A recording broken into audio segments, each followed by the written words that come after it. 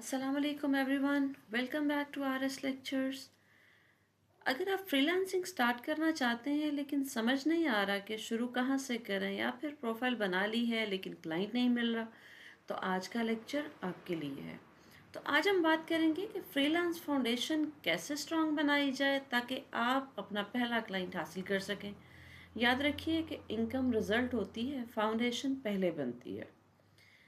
अब जब आप पहली स्टेप पे जाते हैं तो नीश सेलेक्ट करना होता है। तो आप जर्नलिस्ट मत बने। सबसे बड़ी गलती क्या होती है, लोग लिखते हैं आई कैन डू एवरीथिंग। तो क्लाइंट्स को हर काम करने वाला नहीं चाहिए, उन्हें एक्सपर्ट चाहिए। तो अगर आप लिखते हैं राइटर और दूसरा बंदा लिखता है medical SEO writer for clinics, तो क्लाइंट किसको चूज करेगा? ऑब्वियसली स्पेशलिस्ट को। अब करें क्या? आप खुद से 3 सवाल पूछें। मुझे क्या करना पसंद है, मार्केट में किस स्किल की डिमांड ज़्यादा है, और लोग किस स्किल को पैसे ज़्यादा देते हैं। फॉर एग्ज़ाम्पल प्रॉफिटेबल निशेस हैं कुछ, जैसे कि SEO, content writing, social media designing और वेब फ्लो डेवलपमेंट वगैरह। तो आप अपने फोकस को नैरो कीजिए, उससे ज़्यादा आपका ट्रस्ट बिल्ड होगा और फिर उससे आप अपना रेट भी ज़्यादा कर सकते हैं। जब आप स्टेप्स 2 पे मूव करेंगे, प्रोफाइल बिल्डिंग पे, तो आपको करना क्या होगा कि अपनी डिजिटल शॉप को सजाना पड़ेगा। तो आपकी प्रोफाइल ही आपकी शॉप है। अगर शॉप अट्रैक्टिव नहीं होगी तो कस्टमर अंदर नहीं आएगा।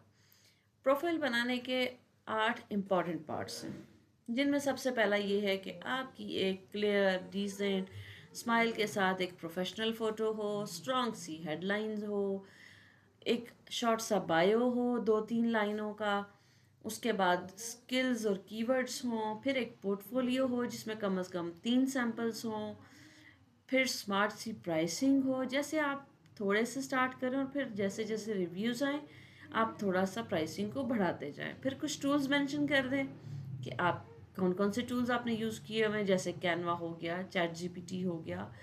और फिर सोशल प्रूफ भी कुछ दे दें कि आपके कुछ सर्टिफिकेट्स या टेस्टिमोनियल्स वगैरह भी हैं। तो प्रोफाइल को 80% कंप्लीट नहीं करना, 100% कंप्लीट करना। स्टेप 3 पे जब मूव करेंगे तो प्लेटफॉर्म चूज़ करना होगा कि कौन सा प्लेटफॉर्म चूज़ करें।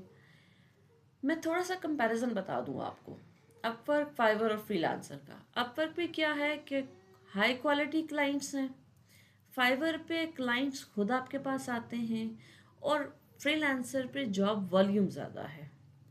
अपवर्क पे कंपटीशन थोड़ा ज़्यादा है, लेकिन फाइवर पे एसईओ बेस्ड सिस्टम है। लेकिन फ्रीलांसर पे सम हाउ स्कैम रिस्क भी होता है। तो अगर आप बिगनर हैं, एक प्लेटफॉर्म चूज़ करें, हर जगह अकाउंट बना के कंफ्यूज मत हो जाए। स्टेप 4 पे आपको लेके जाती हूँ कि आप अपनी पहली पिच कैसे लिखें। तो जो जेनेरिक प्रपोजल होता है ना, वो फेल हो जाता है। नॉर्मली लोग गलत तरीका इस्तेमाल करते हैं और वो लिखते क्या हैं, I can do this job, I have 5 years of experience, hire me. Client ignore कर देगा, जैसे अभी आप मेरी स्टेटमेंट को इग्नोर कर देंगे।